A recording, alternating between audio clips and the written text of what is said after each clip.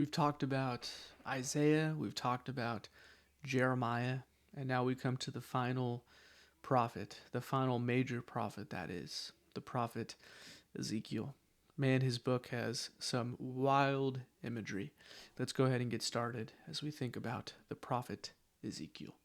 So you can see here his name in Hebrew is Kel, uh, similar in Greek there, nothing too different.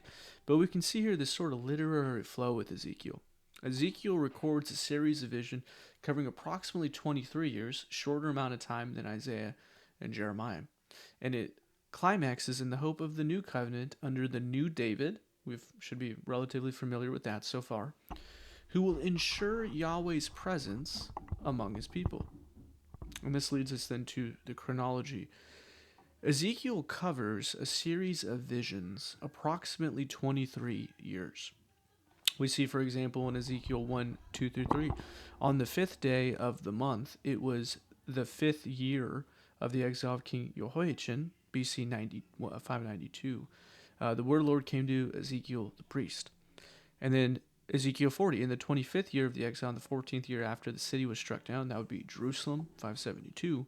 On that very day, the hand of the Lord was upon me. And there's a little bit more kind of time that you can kind of plus or minus a little bit. But in general, we have visions that cover a few decades here. And so that then leads us to this big picture of Ezekiel. So first, while explaining the reasons for Israel's exile, that's really how the first 25 chapters flow. Ezekiel promises a new David who will implement a new covenant with a new people. Now, that probably sounds a lot like Jeremiah, and that's because it is a lot like Jeremiah, because the two prophets had essentially the same hope. So we see this, for example, with the book, chapter 37 of Ezekiel. Son of man, so this is the Lord speaking to Ezekiel, take a stick and write on it, for Judah and the people of Israel associated with him.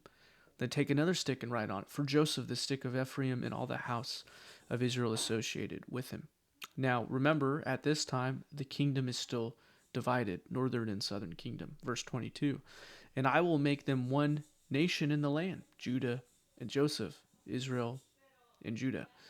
On the mountains of Israel, and one king shall be over them all. And they shall be no longer two nations, no longer divided into two kingdoms. They shall not defile themselves any more with their idols and their detestable things, or with any of their transgressions. If you look down to verse 24, my servant David, who's been dead for like 500 years, shall be king over them.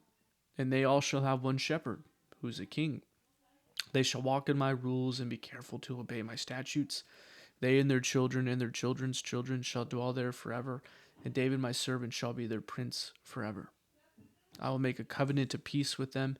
It shall be an everlasting covenant with them, and I will set them in their land and multiply them, and will set my sanctuary in their midst forevermore.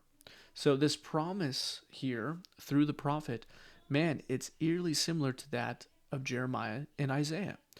Two nations that will be brought back together under the kingship of David.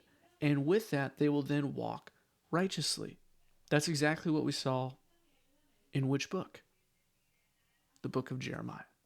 We saw similarly in the book of Isaiah also this hope, this expectation of a David who's going to make things right. And that leads us to our second sort of big picture here. And that is Yahweh promises to build a new temple and so dwell in the midst of his people. We see this at the conclusion of the book. The circumference of the city shall be 18,000 after this crazy picture of the temple and the stream, gold, shall be 18,000 cubits. And the name of the city from that time on shall be the Lord is there. So the Lord in Ezekiel leaves the temple because of the people's sin and iniquity, but then promises to rebuild a temple so that he will dwell in the midst of his people. It's a beautiful scene. And that leads us into our big takeaways from Ezekiel. First, proto-evangelium, new David, Jesus. We already read Luke 1:30 through 33 in our previous lecture. But again, this promise here is that with the birth of Jesus, and behold, you will conceive in your womb, says Luke 1:30. You will conceive in your womb and bear a son, Mary, and you shall call his name Jesus. He will be great and will be called the Son of the Most High. And the Lord God will give him to the throne of his father David, and he will reign over the house of Jacob forever, and as of his kingdom there shall be no end. We saw that with Jeremiah. Clearly, the picture is that Jesus is this promised David in the book of Ezekiel who comes and brings people together. Now, that raises the question, though, of this new temple that Ezekiel promises to build with this new people.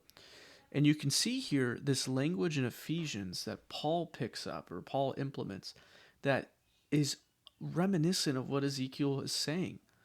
Ephesians 2, Paul writes, Jesus came and preached peace to those who were far off and peace to those who were near. For through him, that is Jesus, we both have access in one spirit to the Father. So then you are no longer strangers and aliens. And if you jump down to the end of verse 19, it says, members of the household of God, built on the foundation of the apostles and prophets, Jesus Christ, him being the cornerstone, verse 21, in whom the whole structure being joined together grows into a holy temple in the Lord. In him you also are being built together into a dwelling place for God by the Spirit.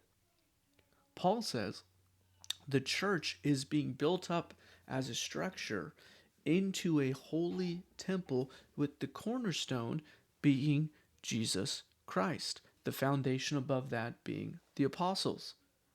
Paul is using imagery reminiscent of Ezekiel. The Lord promises to build a temple so he will dwell in their midst. And Paul says, church, you are the temple. Beautiful picture here. And again, just like we saw with Isaiah and Jeremiah, we see how the Bible is one overarching story and it all fits together. Jesus is the new David. Jesus establishes the new temple in himself in the church.